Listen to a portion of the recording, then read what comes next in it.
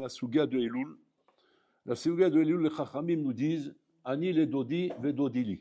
Les Chachamim, ils ont cette force, bon, les Chachamim, ils ont cette force d'arriver avec des remazim ou des choses, mamash, comment dire, bekitsour, à te passer le message de ce qu'il nous faudrait, nous, des heures et des heures pour expliquer. Et eux, ils arrivent comme ça, bekitsour, tac, à te donner le truc.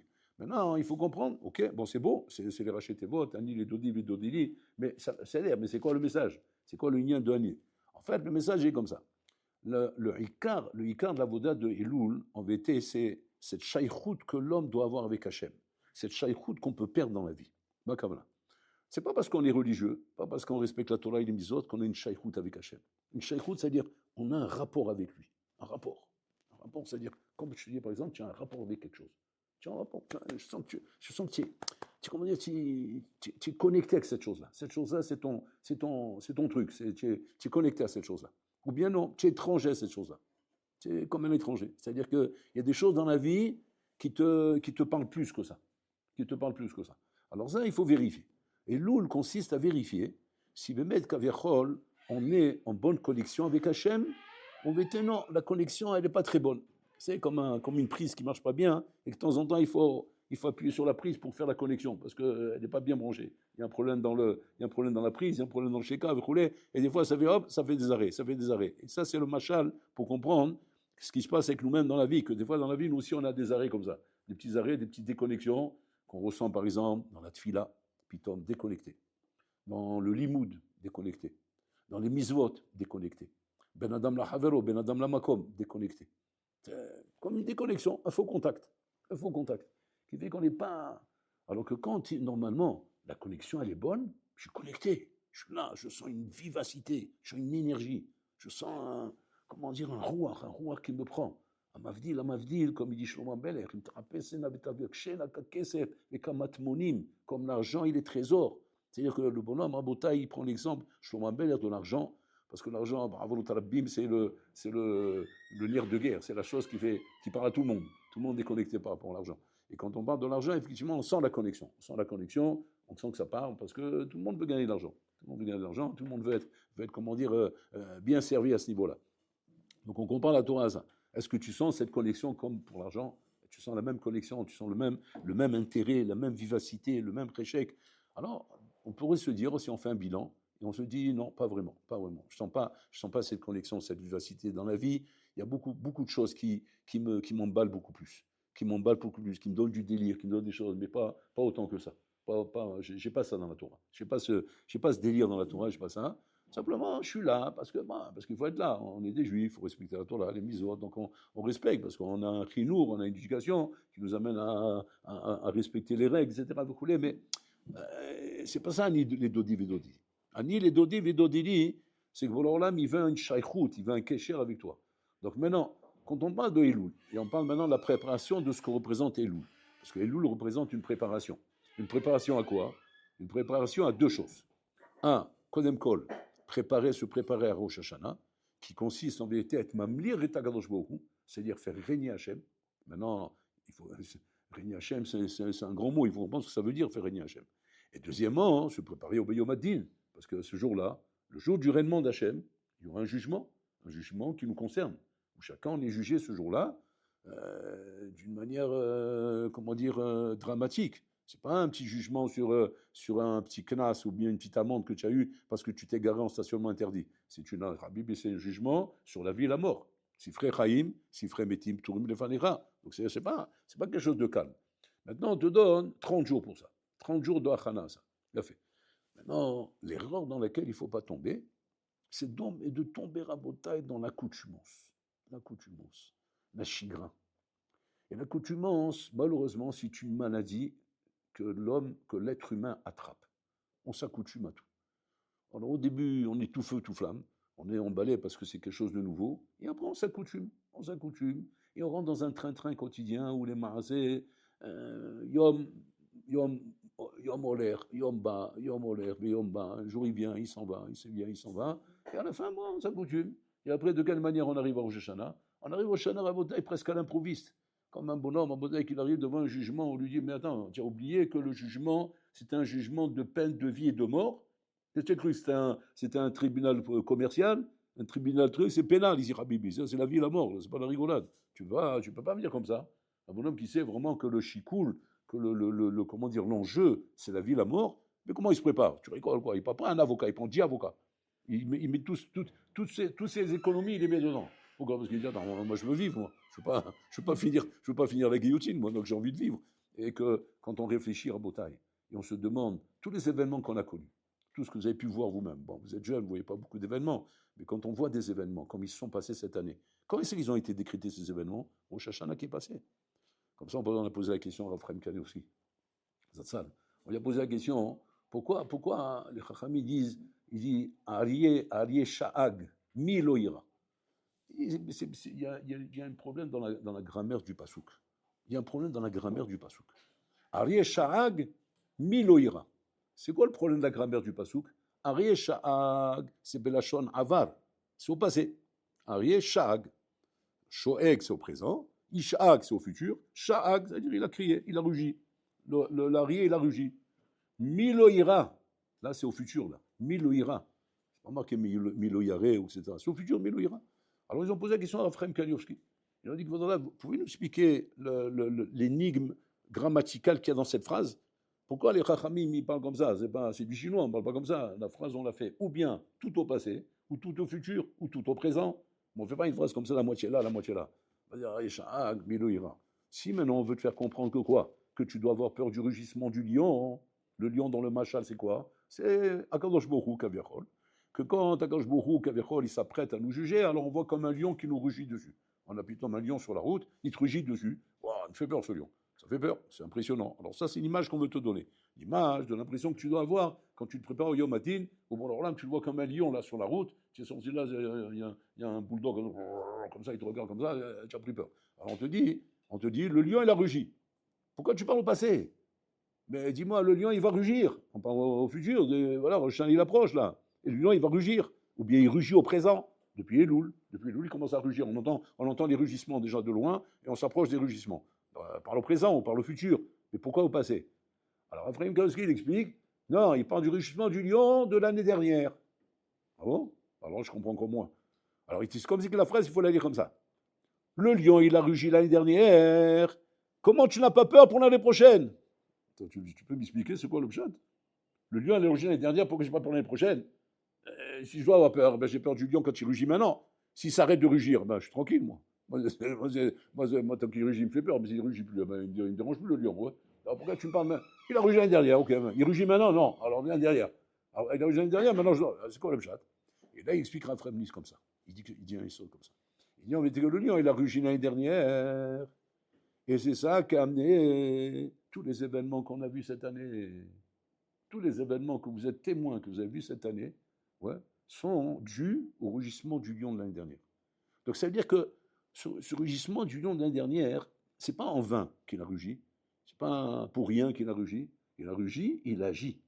Il a des événements bons et mauvais. Et quand on regarde les événements, on se dit, bon, chez Roland, c'est pas de la rigolade. Parce qu'il y a eu des événements, il y a des bons, il y a des mauvais. Des mauvais que chacun peut être témoin, que Dieu vous protège, soit dans sa famille, soit dans les amis, soit des gens extérieurs, soit en Israël, la guerre, Inyanim, on sait ce qui se passe. Vous entendez un petit peu à droite à gauche. On sait ce qui se passe. Et donc on voit que c'est pas rassurant en bataille. Quand on entend les événements et on entend ce qui se passe, on n'est pas rassuré. Et donc on se dirait, bon, le Shorolam, quand c'est que ça a été décrété tout ça? Rosh Hashanah dernier. Rosh Hashanah dernier, ça a été décrété. Et alors cette année, il y aura à nouveau des décrets. Mais des décrets sur quoi? Pareil, sur ce qui va se passer, aussi bien d'une manière générale, c'est-à-dire sur l'ensemble du clan d'Israël, aussi bien d'une manière individuelle, sur toi. C'est-à-dire ce qu'Hachem va décréter sur toi. C'est-à-dire que rien n'est garanti pour l'homme. Un homme ne peut pas dire « Jin Chazaka ». Comme ça le Marsha dit. Pourquoi on doit faire Shechianu quand on voit un bonhomme? Michaya Mitim dit. Il dit pourquoi on doit faire Michaya Mitim quand on n'a pas vu un homme depuis un an? Le Marsha il dit pourquoi? Parce que En Cheskat Chaim le Rosh Hashanah. Il n'y a pas de Cheskat Chaim. Il n'y a pas de Chazaka de dire, puisque maintenant ça fait 20 ans que je vis, alors j'ai une Chazaka, donc je vais continuer à vivre. Ouais. Non, il n'y a pas de Chazaka. Pourquoi? Parce que c'est jugé ça, tous les ans. Et tous les ans, C'est Khadash d'avoir maintenant, Pitom, d'avoir inscrit dans le livre de vie. Et c'est pour ça qu'il y a un bonhomme qui n'a pas vu un homme depuis un an, et que maintenant, étant donné qu'il n'y a pas de Razaka, il va savoir, je ne le vois pas, donc peut-être il est mort. Et je le vois même Pitom, parce que, on t'a ressuscité ou quoi? Maintenant je te vois, c'est magnifique. Et c'est comme ça que les gens ils doivent voir les choses, Rabotai. Donc, Arié Shahag, le lion, il a réussi l'année dernière, Milo ira, comment tu n'as pas peur là-bas? Donc, voilà que le bonhomme Rabotai, il doit prendre ça, mamage, très au sérieux. Très au sérieux. La question est de savoir comment on fait pour prendre au sérieux. Comment on fait pour que l'huile devienne sérieux? Parce qu'on a 30 jours pour ça. En vérité, ce n'est pas 30 jours qu'on a, c'est toute l'année qu'on a. Toute l'année, il faut se préparer à ça. Un homme, il ne peut pas dire maintenant, Pitom, toute l'année, je me laisse aller. Toute l'année, la vie, elle est belle. Toute l'année, c'est détente. Ça détente, c'est quoi? C'est pas un FKR. On n'est pas dans le FKR. Bon, Hachem, on est des bons juifs, vous êtes des sadikim. Mais détente, on est détente. On n'est pas sur le qui-vive, on n'est pas constamment le revolver sur la tête. On arrive à Elul, ça y est, on sent le revolver sur la tête, et plus on s'approche, et plus ça devient pressant.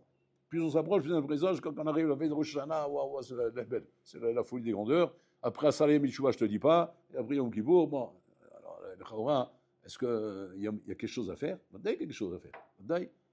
Et ce Inyan, c'est quoi? Ani le Dodi, ve Dodi. C'est-à-dire que pour l'Olam, il te dit comme ça. La préparation que tu dois faire, en vérité, c'est ce que les Harim nous font comme remède ici. Approche-toi de moi, de façon que je sois plus proche de toi. Si tu t'es éloigné de moi. Bon, alors là, il vient se plaindre en disant, tu t'es éloigné de moi. Tu t'es éloigné de moi, qu'est-ce que ça veut dire? Ça ne veut pas dire que tu pratiques plus les misos, tu ne mets plus de film. Non, tu mets des films, tu mets tout ça. Mais il y a un éloignement. Je ne sens pas une vivacité, je ne sens pas un réchec, je ne sens pas un feu dans Kiyuma Misot. Donc c'est-à-dire qu'il faut remettre les choses en marche. Il faut, comment dire, être mechadesh un petit peu la machine, c'est-à-dire dérouiller un peu la machine et remettre un peu du feu dedans. Maintenant, comment on fait pour ça? C'est quoi la etza que les Chazal nous donnent pour dérouiller une machine qui s'est rouillée avec le temps, parce que malheureusement, on s'est accoutumé, on s'est habitué, et donc on a perdu l'effet du renouveau de la Yitrachut Rabotai. Alors pour ça, je vous propose, un cheshbon qu'on appelle un cheshbon anefesh, vous allez voir ça, recto verso, et sur cheshbon là, j'ai qu'une feuille là, donc je ferai des photocopies, il faut distribuer à tout le monde, il y a recto verso. C'est une feuille en vérité où vous devez répondre à toutes les questions qu'on vous pose ici. Et ça rejoint, mamash, pratiquement tous les domaines auxquels un homme est concerné. Et ça, c'est une achana batouar. C'est une vraie achana pour Rosh Hashanah. Parce que là au moins, il n'y a pas de Eseradat. Quand tu dois te préparer, mais que dans la préparation, il n'y a pas un repère, il n'y a pas quelque chose de concret. C'est pas concret, c'est abstrait comme ça, je réfléchis, je pense, etc. C'est du moussard, mais on n'est pas sur quelque chose de concret. Alors bon, ça marche, mais malheureusement, le teva de l'homme, c'est qu'il s'accoutume, il s'habitue. Alors maintenant, l'effet du renouveau, quand il est abstrait, il ne tient pas longtemps, il ne peut pas tenir longtemps. Alors que quand tu as un suivi, là, effectivement, tu as un problème. Alors, ce sont vraiment toute une suite, en vérité, de questions que l'homme doit se poser par rapport à plusieurs rubriques qui sont dans la journée comme ça, roulées. Après, c'est ici que vous avez des questions, quoi. Ils sont étalés sur 30 jours. Ça commence depuis dimanche, donc dimanche, c'était hier. Donc, vous pouvez répondre rétroactivement hier et continuer comme ça, dimanche, lundi, mardi, mercredi, comme ça, rouler jusqu'à Rosh Hashanah. 30 jours. Et maintenant, les réponses vont être Ken Olo. C'est-à-dire, est-ce que je suis dans le bon malach ou bien je ne suis pas dans le bon malach? Et à ce moment-là, je dois avoir une évolution de jour en jour, de semaine en semaine, jusqu'à que j'arrive à Rosh Hashanah, et la Kinami, comment dire, avec que des Ken. Parce que maintenant, on te dit, ton jugement va dépendre de ça. Parce que là, ce qui fait peur dans ça, c'est ce qui fait qu'on aura envie ou pas envie de le faire. C'est quoi? C'est que là, la différence, c'est que là, tu sauras à l'avance c'est quoi ton jugement. C'est ça la différence. C'est-à-dire, sans ça, au moins, comment dire, tu es au casino. Au casino, c'est quoi? Faites vos jeux, rien, bon, alors peut-être je vais gagner. Peut-être oui, peut-être non. Je joue au loto. J'ai une chance sur deux, mais quand même, il y a quand même une chance sur deux. Tu as quelque chose. Mais là, c'est fini. Là, si jamais tu n'as que des lots qui s'affichent, non, mon compte est bon. Donc là, tu es obligé de travailler. Tu prends sérieux. Donc c'est pour ça que on ne zèle que les gens zélés. Cette feuille, je l'ai amenée que pour les gens qui sont zélés, les gens qui veulent travailler. Les gens qui veulent travailler, mamash, qui prennent ça au sérieux, c'est badou comme c'est rabota, c'est vérifié, ça fait travailler. Ça fait travailler parce que ça te met un souci devant toi. Le souci, tu le vois concrètement devant toi. Tu vois le souci devant toi. Tu vois le souci de dire, attends, ça va pas là. Là, ça va pas. Je me sens pas arrivé au jugement dans cet état-là. Je vois, il y a trop de cases qui sont négatives là. Et là, il a mis, il faut prendre ça au sérieux parce que vous pouvez pas vous imaginer, Rabotaï, combien. Tant qu'on ne voit pas toutes ces rubriques, on n'imagine pas qu'il peut y avoir autant de questions qu'on peut te poser, autant de points sur lesquels on peut t'arrêter. Maintenant, quand on imagine, on se dit, ah, ça c'était des trucs, on va savoir de quoi on parle, est-ce qu'il a mis la virgule ici ou il a mis la virgule de l'autre côté. Non, quand tu dis ça, tu te rends compte que quoi, chaque inyan, t'as un inyan sérieux. C'est pas de la rigolade, c'est un inyan sérieux. Donc là, tu te dis, oh, répondons chez Roland. Quand il y a autant de points, et moi j'imaginais qu'au Rosh Hashanah, qu'est-ce qu'il peut y avoir comme question dans Rosh Hashanah? On va dire quoi, c'est quoi? Zira Levatala, bon, ça c'est le premier sujet. Il vient, paf, en plein visage, ouais. Zira Levatala. Après, qu'est-ce qu'il y a encore? Shmirat Tenaïm, bon, d'accord, après quoi? Après, qu'est-ce qu'il y a encore? Bitul Torah, voilà, des questions en général, quoi, en général. Après, il y a les meufs, bon, chez Marahem, si tu as dans ton répertoire, tu as des meufs, ou quoi, je sais pas, ouais. Donc il faut nettoyer tout ça. Donc, bon, des trucs comme ça. Mais quand tu dis ça, tu vois que quoi? Non, c'est pas que ça. Ça, c'est pas de taille, ça. Mais il y a d'autres choses, il n'y a pas que ça. Et là, je dis, c'est ça, Rosh Hashanah, pas de taille. Rosh Hashanah, qu'est-ce que tu crois? C'est un vrai jugement, c'est pas du bluff. C'est pas si pourrait savent c'est un vrai jugement, Rabotai. C'est un vrai jugement, où on expliquera ça dans une autre sikha, où ce qui est compliqué dans Rosh Hashanah, c'est que ça se partage en même temps entre la joie de ce jour-là, qui est un jour de fête. C'est un jour de fête. C'est pas Tchabeb, c'est un jour de fête. On couronne le roi.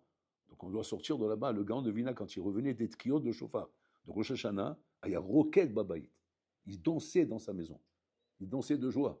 Les Bnei Beto, il le regardait, il lui dit, Rabbi, c'est fini Rosh Hashanah? Alors il leur disait, Iktanu et Ameler, on a couronné le roi. Quelle joie on a de ça, d'avoir couronné le roi. C'est-à-dire, le roi, au moins, il est couronné. J'ai cette joie, j'ai ce sipouk. Mais qu'est-ce qui me permet d'avoir ce sipouk quand je sens que j'ai couronné le roi? Quand je suis moi-même cohérent à ce couronnement du roi. Mais si jamais moi, je suis un tocard, ouais, je suis un dreka, je suis une poubelle, et que le roi l'a couronné, alors comment ça peut te rendre heureux, ce truc-là? Comment ça peut te rendre heureux d'avoir couronné le roi, si le roi, il a été couronné, bien sûr, parce qu'il y a des gens qui sont méritants pour le faire, mais que toi, tu n'étais pas là-bas. Tu ne pouvais pas être là-bas. Tu ne pouvais pas être celui qui a pris la couronne et qui a mis sur la tête du roi. Or, Bolorlam, il a besoin de te voir à toi aussi mettre la couronne sur la tête du roi. Parce que Bolorlam, il demande à chacun de le faire. C'est un jugement concernant chaque individu. Bolorlam ne se contente pas du roi ou simplement d'une majorité. Hachem veut chaque Yehudi qui vient le couronner. Donc, ça veut dire que quoi? Tu n'as pas le choix que de faire tchouva. Mamash, la tatsmo, d'arriver mamash à la hauteur de cette mission qu'on te demande, qui est de couronner le roi. Maintenant, comment ça marche? Qu'est-ce qu'on attend de toi? Qu'est-ce qu'on demande de chacun? Chacun à son niveau. Chacun lui fait un bedrega chez l'eau. C'est pas vrai qu'on ne va pas demander à des bonhommes comme nous, on ne va pas nous demander la voda du gant de Vina, on ne va pas demander la voda du Hatam Sofer ou du Havetz Chaim ou des tzadikim de ces générations. Ça, c'est pas où, Rabotai. Mais d'un autre côté, ce qui incombe sur toi, vada, on te le demande. Ça, c'est vada qu'on te le demande. Maintenant, la question est de savoir comme ça.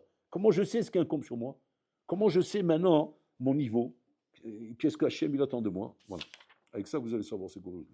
Ça vous dira exactement qu'est-ce qu'Hachem lui attend de moi. C'est ici qui a été fait à Mamash pour le niveau normal d'un Bédam normal, de Bnei Torah, etc., comme vous, qui sont Mamash, comment dire, dans le dor, sans être des grands sadikim, sans être des Rechaïm, au milieu comme ça, Benouni. Et c'est les Benouni, Rabotai, qui sont problématiques dans le jugement de Rosh Hashanah.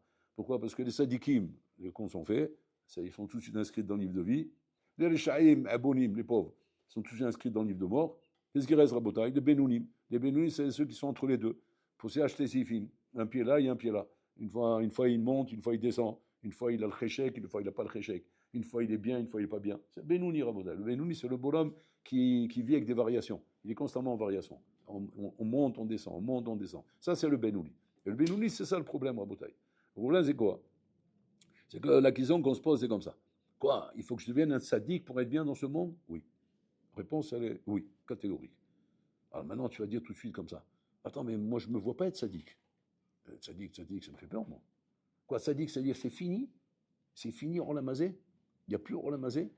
Il n'y a plus les sorciers, il il n'y a plus une petite plage comme ça, sympathique, comme ça. Il n'y a plus les. Même si on va dire qu'on fait du nettoyage. Ok, on va faire du nettoyage. Attends, d'accord, mais moi je veux pas vivre comme Baba Saleh, moi. Oh, c'est austère. C'est austère comme vie. Moi, je ne me vois pas là-bas, hein, enfermé constamment avec un tordouche sur la tête, comme ça, enveloppé comme un oignon de tous les côtés. Vous voyez. Quoi, c'est fini les manches courtes. Je ne peux plus mettre des manches courtes. C'est fini les jeans. C'est fini les t-shirts. C'est fini tous ces trucs-là. Petite musique gold comme ça, sympathique, hein, Michael Jackson. Comme ça, bien. Bon, je ne connais pas les actuels, je ne connais pas. Je connais ceux d'avant. Hein, quoi, c'est fini tout ça. De temps en temps, un, blalaziz, bébé, voilà. C'est pas. Il va rien dire. Il peut fermer les yeux. Non, on parle des sadikim, bébé, ça ne marche pas comme ça. Le jugement d'Hachem, il ne marche pas avec des pcharotes. Il n'y a pas de pcharotes là-bas. Il n'y a pas je m'arrange avec toi, on s'arrange à la mienne. Il n'y a pas ça. Si tu n'es pas complet, hein, tu n'es pas un sadique.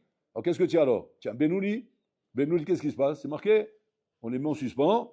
Ouais. Et alors, c'est quoi la question? On les met en suspens. Ok, après, eh ben, si tu restes Benouni, je dis, ben, ça va, non? Si tu restes Benouni, ça va. Non, si tu restes Benouni, tu es mort. Il n'y a pas, tu dois basculer. Tu dois être au rachat ou sadique. Tu dois basculer. Alors la question est de savoir comme ça. Comment on fait pour ça? Comment on fait, mamage, pour, comment dire, changer notre derech hachaim, notre chemin de vie, qui est un chemin de vie qui nous convient, qui nous plaît. On est bien où on est. On est bien dans cette petite vie comme ça de Benouni, où on est un pied là et un pied là, etc. Et, attends, changer tout ça comme ça, ça va bien un petit moment. Ça va bien, on va dire, ok, Elul, on va se tuer, on va se taper.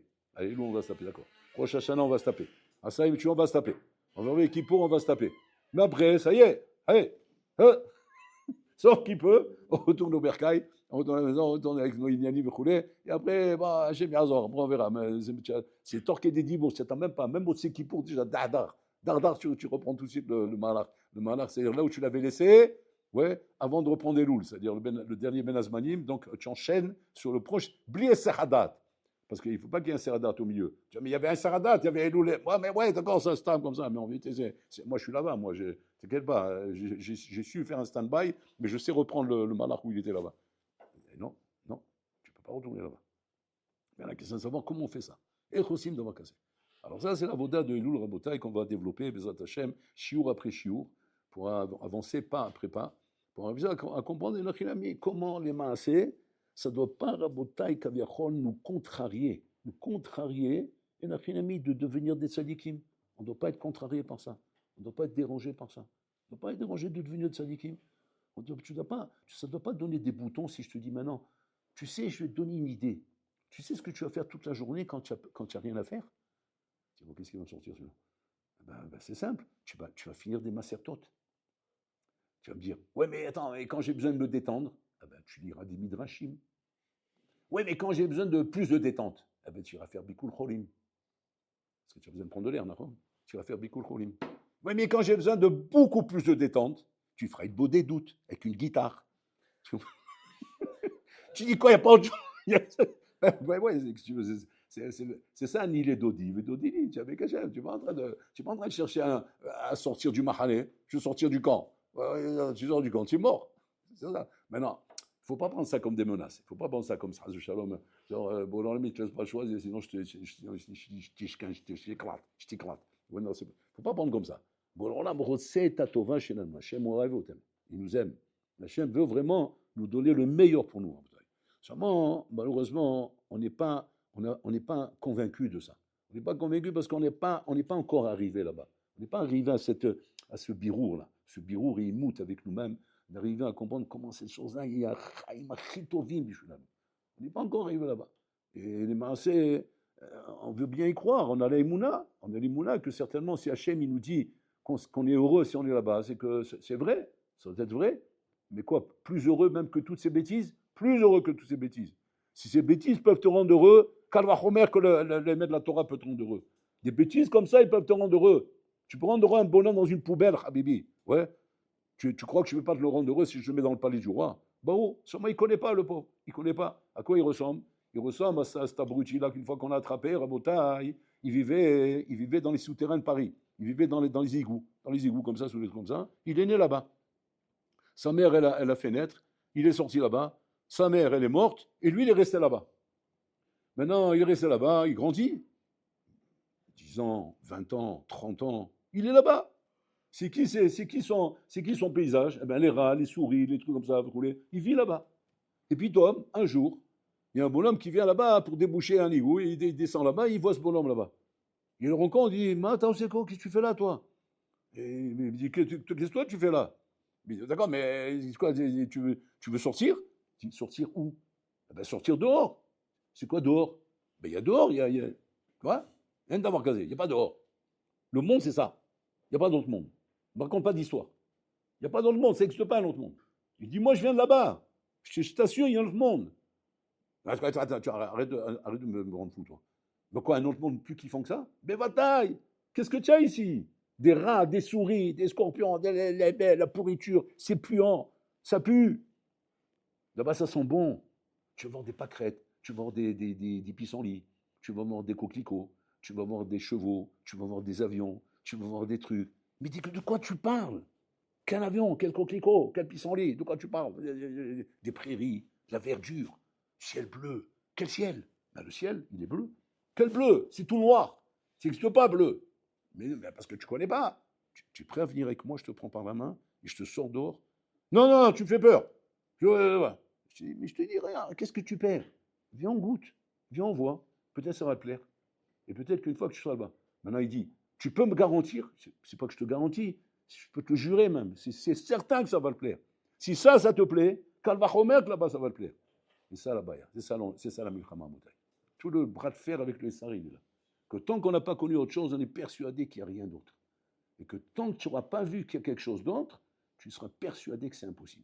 Alors qu'en vérité, bevadaï qu'il y a autre chose, bevadaï qu'il y a plus beau, bevadaï que c'est magnifique. Seulement, il faut sortir de ton trou, il faut accepter au moins une fois de sortir ta tête de ton trou. Et bien, en sortant de ta tête, tu vas pouvoir découvrir quelque chose d'autre.